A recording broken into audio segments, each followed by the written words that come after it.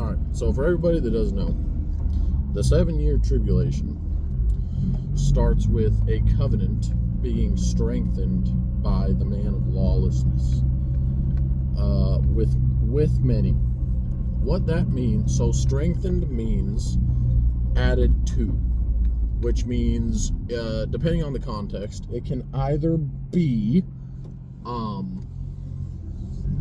like the conditions or whatever, or, abilities, possibilities, whatever, are added to the terms of the agreement. The other way would be that more people are added onto the agreement. So, look at this.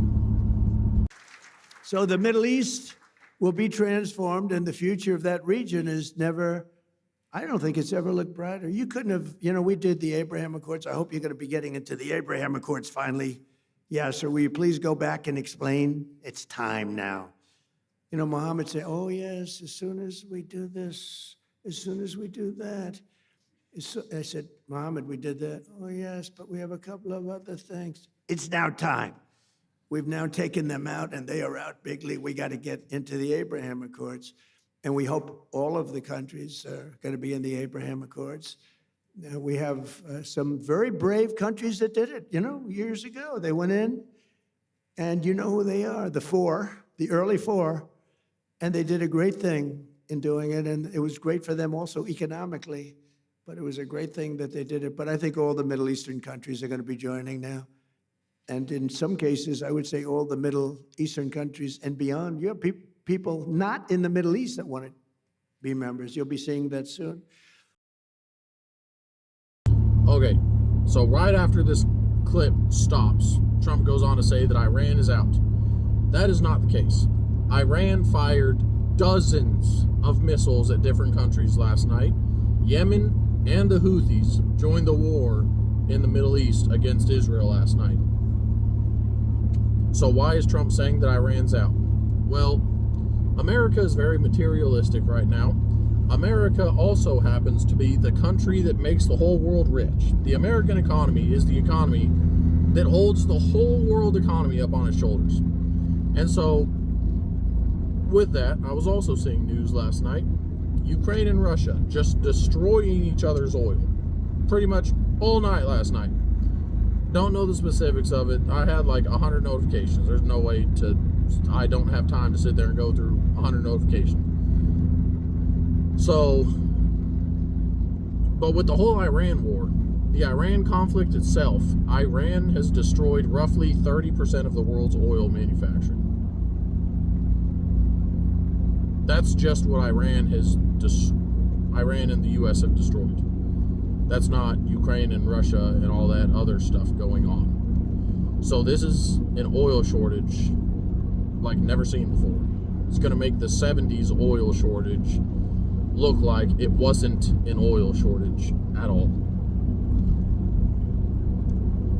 And so, because America is super hyper materialistic, and they are holding on to this world with everything they have, a lot of them are.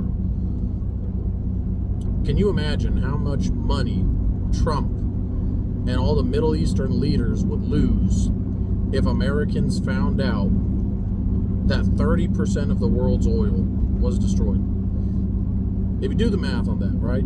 The oil shortage in the late 70s, the world as a whole was losing about 5 million barrels of oil a day. As of today is March, 28th, 2026? As of today, we are up to approximately 25 million barrels of oil lost to the world a day. And even if they opened up the Strait of Hormuz, they're still going to be losing approximately 15 million barrels of oil a day because of all the oil that has been destroyed. And oil is continuing to be destroyed as time goes on in the Middle East right now. So, with this is obviously far worse than the 70s oil shortage. And many countries are actually starting to run out of oil. India, where we get all of our medicine from, they're running out of oil, and it looks like there's just going to be a hard stop on most of our medicine in the U.S. because India can't deliver it because they don't have the oil to do so. So now that I'm telling you this, if you're not keeping up with everything, can you imagine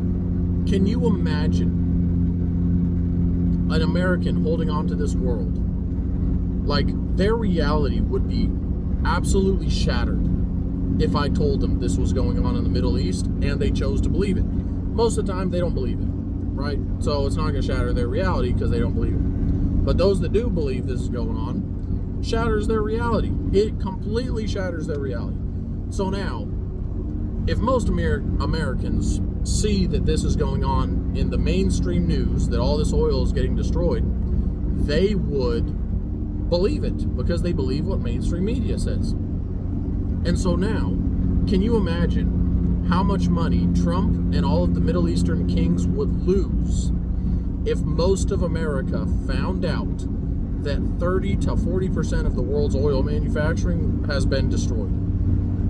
And that this is going to be an oil shortage that is going to plummet the entire world economy into something that is going to make the 1930s Great Depression look like everybody was rich. Can you imagine how much money the Middle East, like, America would be an absolute upheaval. America would lose it, and everybody in the Middle East would lose money. So now, Trump's about to strengthen the Abraham Accords with all the Middle Eastern countries. This is what it looks like is going to happen. Trump's going to strengthen the Abraham Accords with all the other Middle Eastern countries in an agreement to destroy Iran.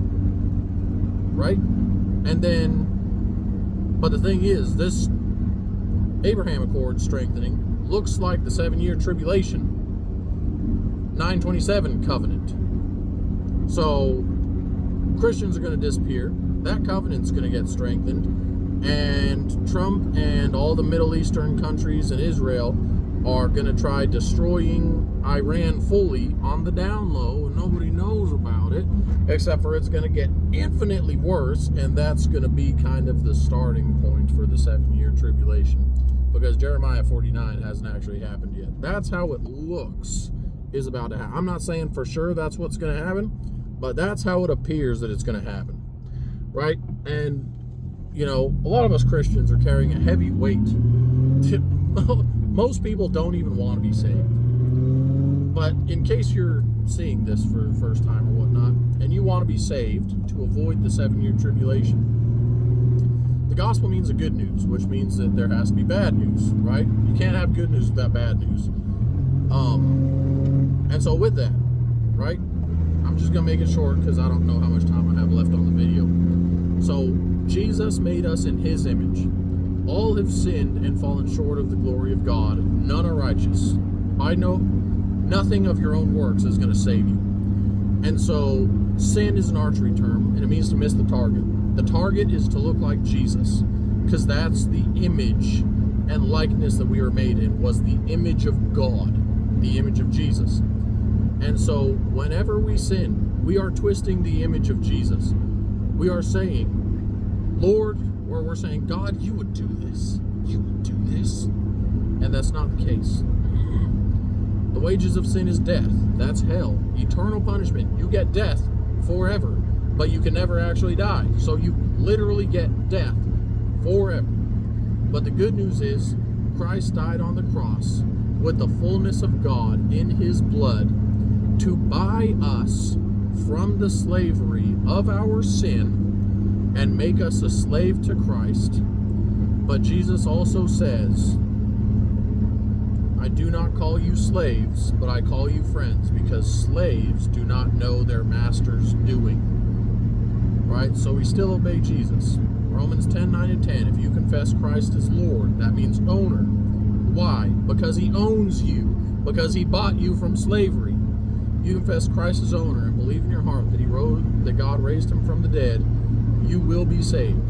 For it is with the heart that one believes, and through the mouth that one confesses unto salvation. Because all who call on the name of the Lord will not be put to shame. get ready, guys, because it's about to get crazy, and we're about to see Jesus. Have a good one.